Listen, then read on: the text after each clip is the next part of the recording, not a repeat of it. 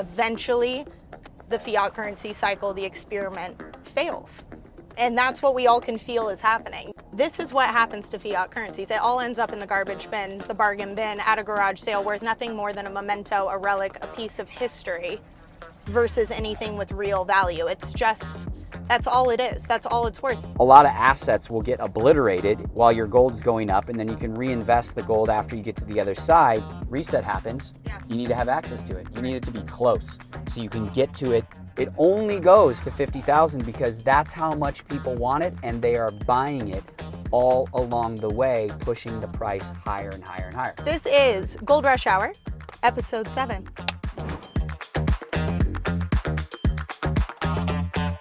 I was just talking about how last week I made a call out for anyone who's watching to leave their questions in the comments, and we got a ton of questions, which I loved because we're constantly kind of talking about all these topics that are different but overlap, and I think we've covered something, and then I read certain questions and it makes me realize maybe it's the first time someone's hearing this, or sometimes the stuff we're talking about takes a couple of times before it really kind of, you know, gets in there. So it's a good reminder. Yeah, I know. Well, it's because the questions are always they're always the same, almost always the same. Well, there was one question that I thought we could kick off, which someone asked what year Raptor this was. What? Yeah.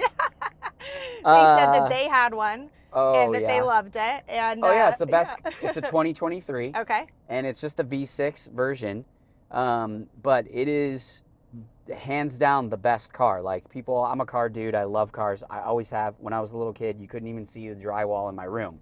I just had pictures of cars everywhere. And you've just always been that way, always passionate about cars.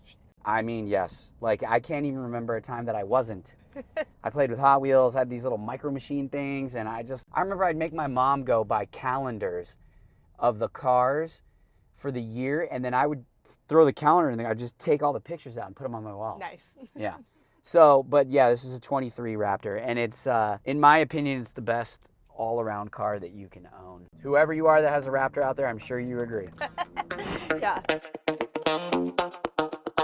I think as people are wrapping their heads around a reset, the question that they're wondering is what happens during/after a reset? Like, let's say, okay, I have protected myself. I have my insurance policy. I have my physical gold and silver.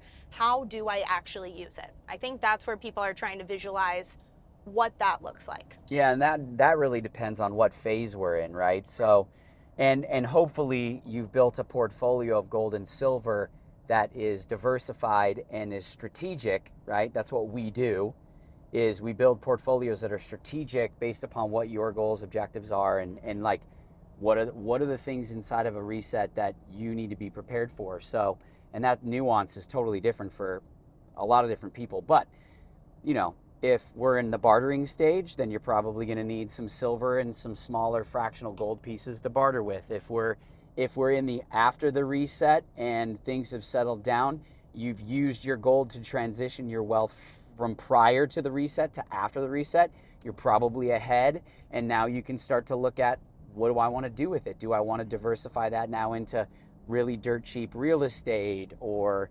dirt cheap stocks? Because generally speaking, a lot of assets will get obliterated while your gold's going up, and then you can reinvest the gold after you get to the other side into stuff that's been obliterated to hopefully ride it up to the other side. You can actually use the gold to trade into other assets, which is the ultimate goal.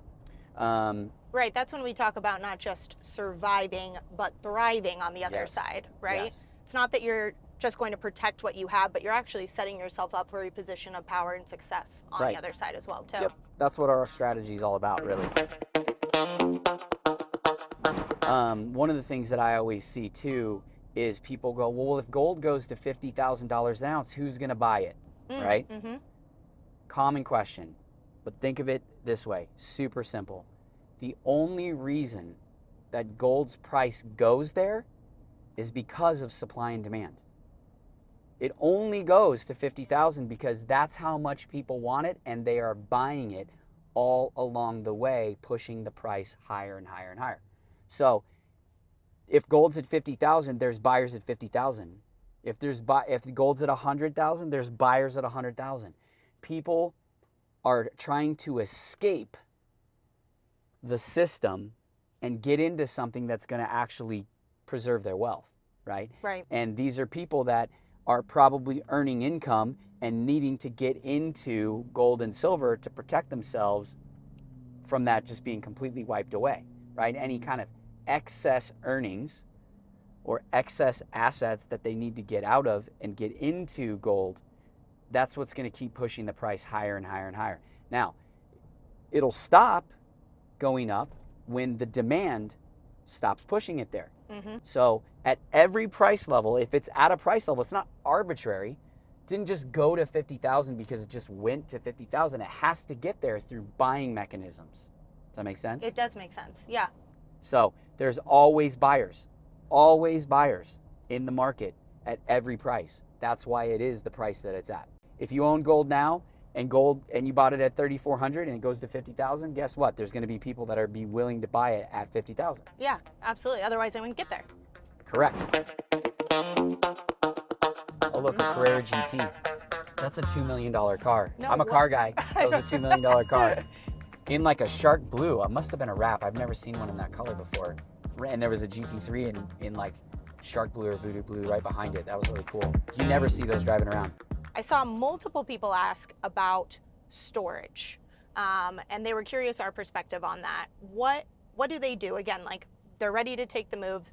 They want to make sure that they have their gold and silver, but they're nervous about where they keep it. What do you say? I mean, I'm sure that's a question you've heard a lot. Oh, yeah. In the last 17 years, over and over and over. That's a nuanced question. That totally depends on your level of concern. Yeah.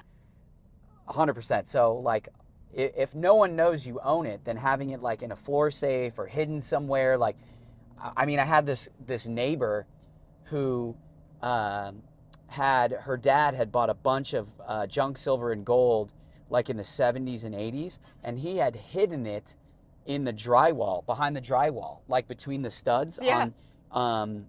In various places in the house, like 7 different spots in the house. He had saved the gold and silver and put it in and then patched it up so you couldn't see, which I thought that's freaking genius. Yeah. But, you know, some people aren't going to want to do that. You know, some people will put it in a gun safe or a floor safe, or and if you don't feel comfortable having that in the house, then a lot of people will just private vault it. I would not put it in a bank safe deposit box because you could have that disappear. It's happened before.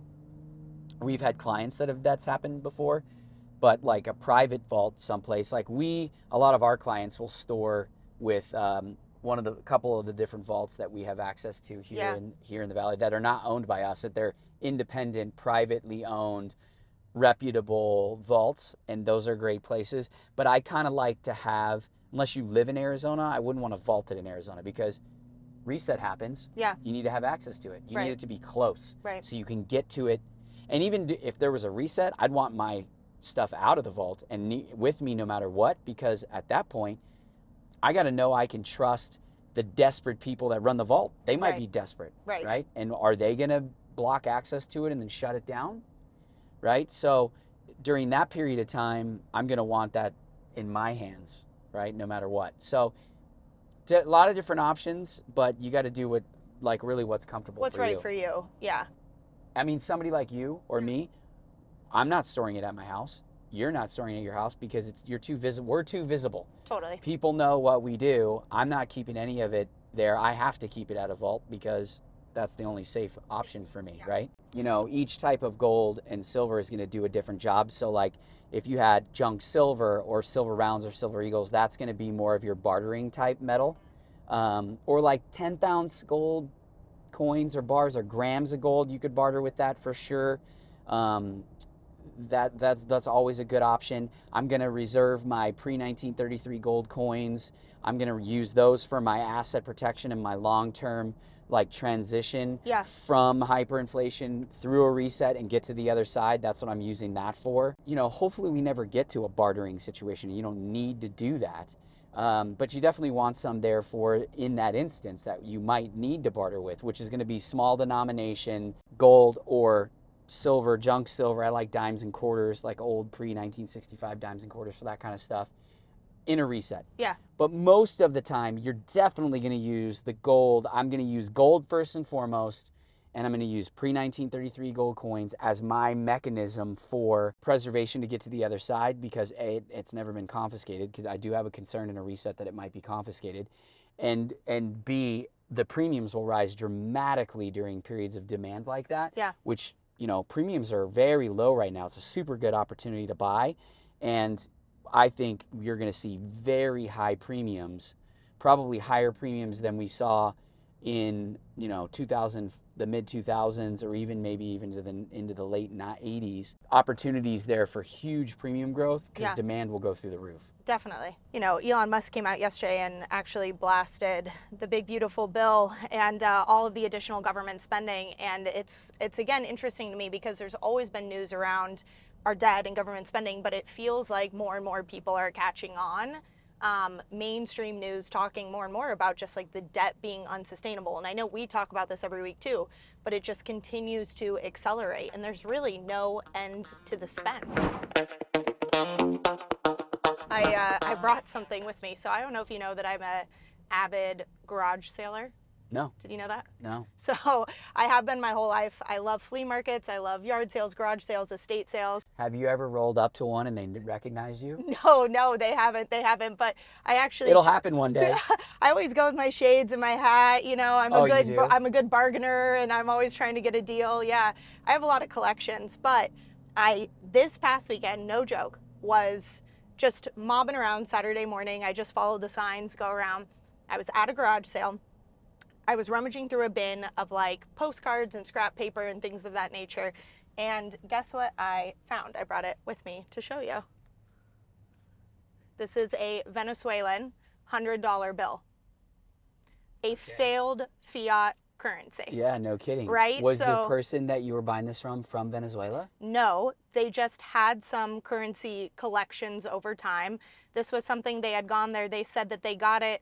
It was just on the street, like No literally way, just really? on the street. Sold it to me for 50 cents, which is funny because I posted a photo on Saturday of this on X and people said, you mean they paid you 50 cents to take it, right? Because it's so worthless. But I thought it was the coolest thing in some ways, scary in other. But 2015, is that what it says? I was trying to find the date. yeah, what was this worth in 2015 in USD? We're gonna see. But the thing is that was crazy to me about this is, again, everything that's going on today with the US dollar, this is what happens to fiat currencies. It all ends up in the garbage bin, the bargain bin, at a garage sale worth nothing more than a memento, a relic, a piece of history versus anything with real value. It's just, that's all it is. That's all it's worth. Now, some take longer than others. And what is to gold? get there. And what is gold? What is gold? gold? Sure isn't going to be at the bottom of a bin at a garage sale. Nope. No, it's not. And no one, even if I mean, it's never going to be there in the first place. And if you found one, guess what? They're not going to give it to you for 50 cents. They are going to say, oh no, this is real, true money, and it has intrinsic value. That's the difference. Yep. No intrinsic value here. The exchange rate was so crazy, it was fluctuating so much, but that this would have been worth roughly 20 USD. Okay. In 2015. Okay, and does it give you like a what is it worth today? It's zero. It's worth nothing. It's really crazy that you brought up this Venezuela thing, because I was literally just talking to Daniela about the interview she did with Frank Giustra about hyperinflation and how it wiped out his whole family's savings. And I don't know if you've seen the artwork too online of the street vendors who make like purses and stuff out of this. I haven't. Oh, I'll have to show you some. It's crazy. They like weave bags out of the currency. Could you imagine, like, you're 60 years old. Okay. You've saved your whole life. You worked your butt off. Let's say you had the equivalent of $1 million in current value of US dollars today. And what happened in Venezuela happens overnight here in the United States. And it literally makes your million that you worked all this time for worth $10,000. Think about how that must have felt. No, it almost makes me want to cry. It's just so upsetting. I mean, because it's not, and I actually say this in my videos a lot too. I say it's not about how hard of a worker you are or how good of a saver you are. That's the most distressing part about it. Total devastation. Yeah. And not just for you, for everybody you know. Yeah. And the sad part too is, I mean, I know people in my life too who at a certain point, it's too important to leave to chance because there's not enough time. You can't rebuild at that point the way, you know, you might have when you were younger. There's just not enough time or opportunity. And if you lose everything, it's really almost impossible to come back from. Yeah. That's what's so hard too. Totally. Yeah. Yeah. That's rough. That's why don't forget to focus on what's important, which is your friends and family and the people you care about, because that every single day, that's the most important thing. Because money's going to come and go.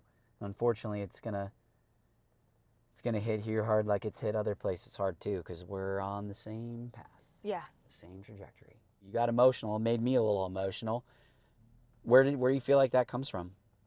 I just have some people who are close to me who might not be a currency reset, but things have happened out of their control from people in positions of power. And when you reach a certain point in your life, I just know it's really difficult to start over or to have that second chance or to rebuild, even if you've worked your whole life. And I've been such a hard worker, such a great saver, made the right decisions, you know.